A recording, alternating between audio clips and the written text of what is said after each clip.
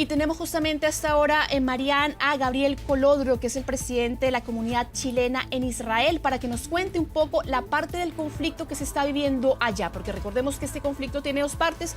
Vamos a tomar contacto a esta hora por Zoom con Gabriel Colodro. Gabriel, ¿cómo estás? Hola, hola, buen día, buenos días por allá, acá ya buenas tardes. La verdad es que ha sido bastante duro, no es algo que veíamos venir, no hubo una escalada previa, despertamos todos los ciudadanos israelíes a las 6:30 de la mañana con alarmas antiaéreas, explosiones y la verdad es que con mucha... ¿cómo podría decirlo? Una mezcla entre pena y rabia al ver las imágenes que se iban publicando en redes sociales respecto a la operación terrorista de Hamas en el sur del país, que ya se ha expandido hasta el centro del país. Como bien decían anteriormente, el grupo terrorista Hamas inició este ataque por cielo, mar y tierra contra población civil israelí. Aquí hay que entender que los lugares a los que ellos han atacado y que continúan hasta en este momento batallando con las fuerzas de defensa israelí son lugares civiles. Han masacrado personas en las calles, han entrado a las casas de la gente a asesinarlos en sus casas. En un día que es muy significativo para el Estado y para el pueblo judío. Hoy día es el día sábado, el día de descanso, el Shabbat, para el pueblo judío, y al mismo tiempo esta vez cayó una festividad importante en el calendario judío que es Simchat Torah. Por ende la gente más religiosa, más observante estaba enfocada en su tema religioso justamente, y muchos se han enterado de lo que ha estado pasando por vecinos, por gente que no cuida Shabbat y sigue escuchando las noticias, y la verdad es que ha generado un estado de alerta, me atrevería a decir, sin precedentes en la historia del país. Gabriel, justamente me quería quedar en ese punto. Hablamos de un ataque absolutamente sin precedentes. Seguramente, no sé si tú recuerdes un ataque de este nivel por parte de Hamas y cuáles son, digamos, las consecuencias que podría tener el llamado que hace el primer ministro Benjamin Netanyahu al decir estamos en guerra y a tratar de movilizar también a los israelíes para que salgan finalmente a tratar de defenderse de este ataque. ¿Cómo lo ves tú desde allá? A ver, primero que todo, estamos en guerra porque el país ha sido invadido. No se sabe cuántos terroristas de Gaza realmente han ingresado. Lo que sí pudimos ver, y también ustedes lo pueden ver en las imágenes que están mostrando ahora, es cómo lograron abrir la valla de seguridad, que te quería hacer una pequeña corrección porque en un momento dijiste que era un muro y hay hay un tema que no se entiende muy bien, si es todo un muro gigante y está completamente bloqueado. No, claro, es una valla de seguridad específicamente la valla que estaba en la parte de Gaza. Claro, hay una valla fronteriza, también hay una valla fronteriza con Egipto. Gaza tiene límite con Egipto y con Israel. Evidentemente con Egipto no tiene la misma relación que con nosotros y no se atreven a hacer las mismas cosas que hacen con Israel, a nivel de ataque, por supuesto. Y fue una infiltración masiva con un objetivo claro: asesinar civiles e intentar secuestrar la mayor cantidad de gente. El número de secuestrados todavía no está determinado, no sabemos realmente cuántos civiles y soldados ha secuestrado el grupo terrorista Hamas y los ha llevado a la franja de Gaza. El número de muertos sigue creciendo, ya vamos según las cifras oficiales, 40 muertos y más de 750 heridos en hospitales israelíes.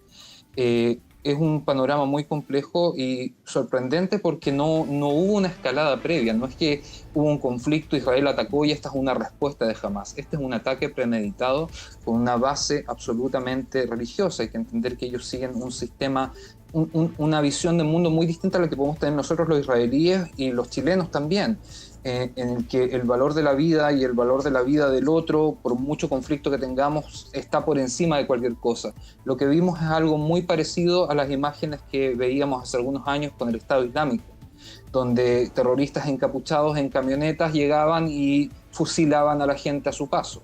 Es básicamente eso lo que estamos viendo. Gabriel, porque tú mencionas estos videos también en donde están capturando no solamente civiles, también soldados israelíes.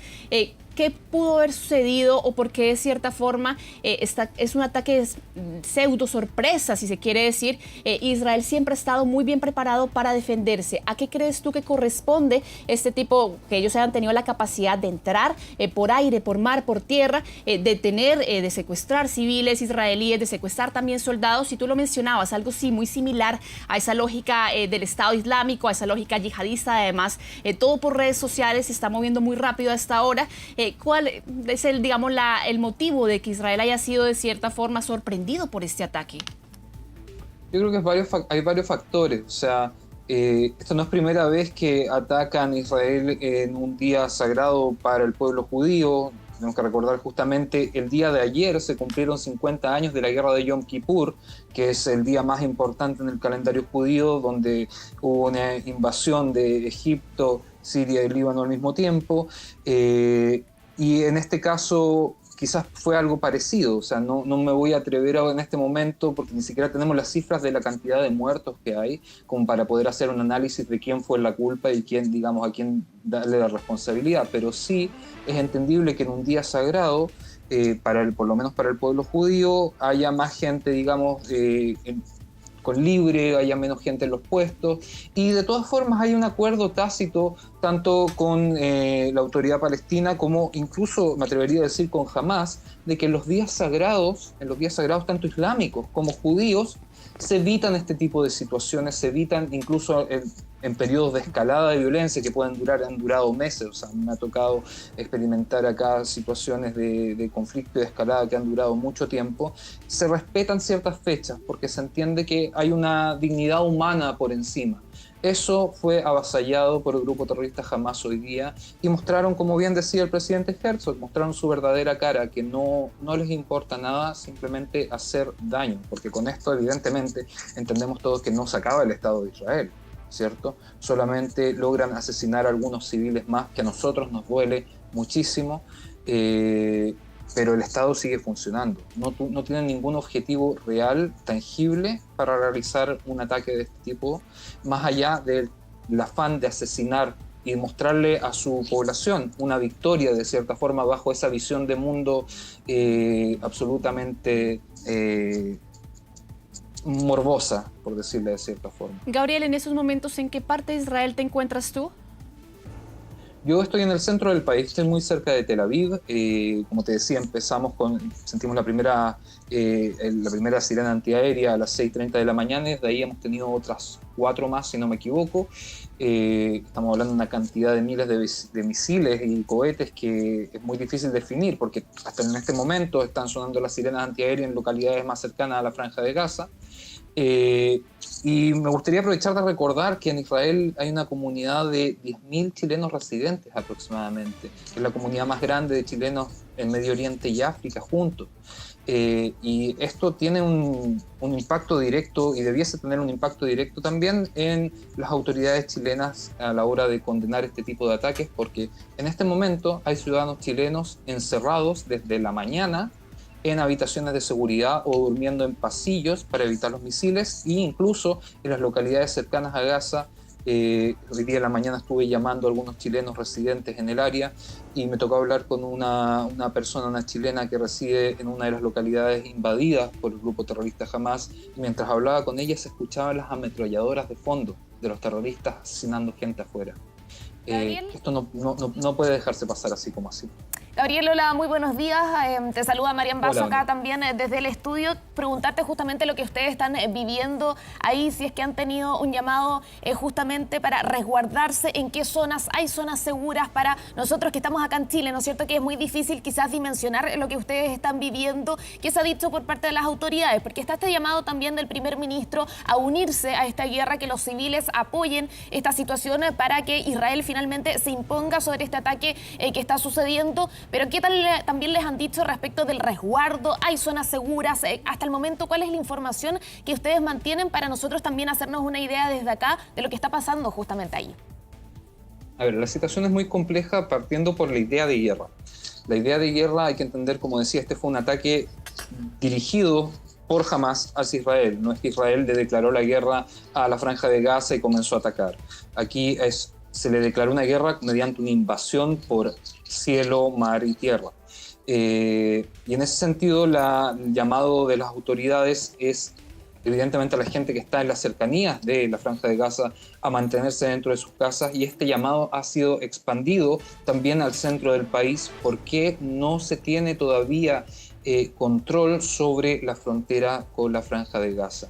En ese sentido, no se sabe hasta dónde pueden llegar células terroristas, no se sabe hacia dónde pueden haberse escondido células en un auto robado, por ejemplo, con patente israelí en una de las localidades, digamos, infiltradas en un comienzo, y pueden haber llegado a cualquier parte del país. Sabemos que se han identificado gazatíes de los que invadieron el territorio israelí en localidades ya lejanas, estamos hablando de 50 kilómetros de distancia de la Franja de Gaza. Entonces, la verdad es que la sensación de seguridad se ha perdido bastante hoy día. La gente está muy, muy nerviosa y te digo sinceramente que me incluyo en ese sentido. A pesar de estar viviendo en el centro del país, el llamado es no abrirle la puerta a ningún desconocido y a tener precaución, evidentemente. Sí, y obviamente bajo el tema de misiles, mantenerse cerca de los espacios seguros, que muchos departamentos, digamos, relativamente nuevos en Israel, los últimos 20, 30 años, tienen habitación de seguridad dentro, otros más antiguos tienen un sistema de búnker bajo el edificio o en búnkers públicos que hay cada cierta cantidad de metros en las ciudades. Sí, Gabriel, preguntarte, tú lo decías, la comunidad israelí justamente es chilena, ahí en Israel es bastante grande, ¿no es cierto? Y en ese mismo sentido, mi pregunta es si es que hay algunas autoridades de nuestro país que se han comunicado con ustedes, les han brindado algún tipo de apoyo, de ayuda, de información. Nosotros hemos estado consultando a Cancillería respecto de alguna comunicación oficial, han señalado que están evaluando el tema, que se va a comunicar si es que hay alguna comunicación formal, alguna forma de referirse respecto a lo que está sucediendo, pero no sé si han tomado contacto con ustedes, justamente con la comunidad que se encuentra en ese lugar, para ver si es que hay alguna forma de apoyo, de respaldo, de ayuda de las autoridades chilenas. Nosotros mantenemos ya como organización una relación bastante estrecha con la Embajada de Chile acá, porque no es primera vez que Israel está bajo fuego y por ende los ciudadanos chilenos residentes están bajo fuego.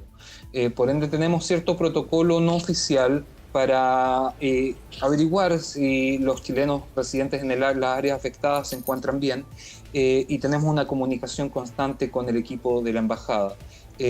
Ahora, nosotros como organización acabamos de publicar en nuestras redes un comunicado público sobre la situación, haciendo un llamado al gobierno de Chile a través del Ministerio de Relaciones Exteriores de pronunciarse contra esta acción terrorista y absolutamente reprochable, que me atrevería a calificar de masacre según las imágenes que hemos visto lamentablemente en redes sociales.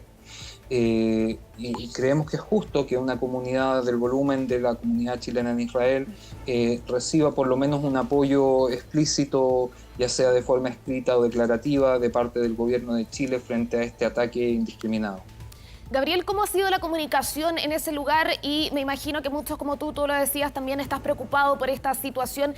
¿Cómo se están comunicando? ¿Cómo están recibiendo toda esta información que está sucediendo a través de la televisión? ¿Qué canales oficiales?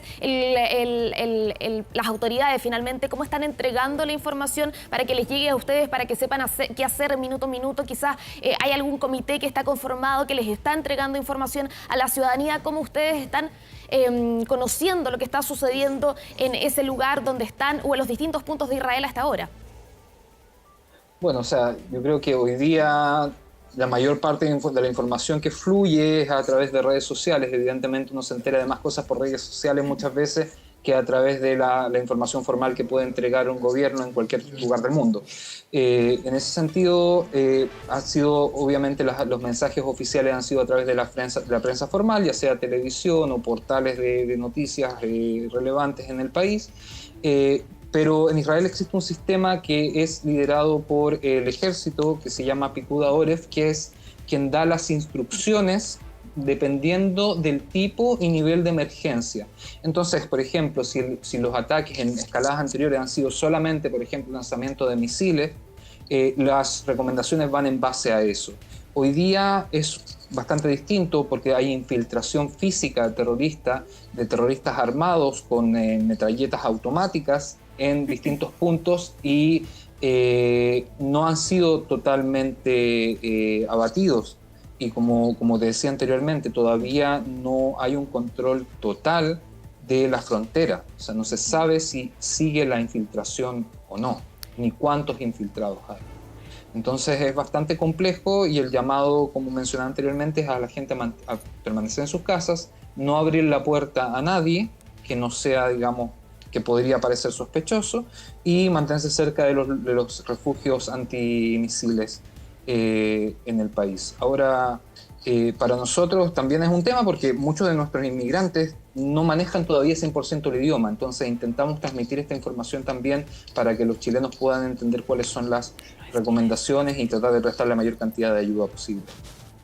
Gabriel, vamos a estar en contacto para poder saber cómo se está actualizando también esta información. Obviamente mucho ánimo a la comunidad chilena que está en esos momentos en Israel y gracias por este contacto. Vamos a seguir obviamente actualizando esta información. Muchísimas gracias.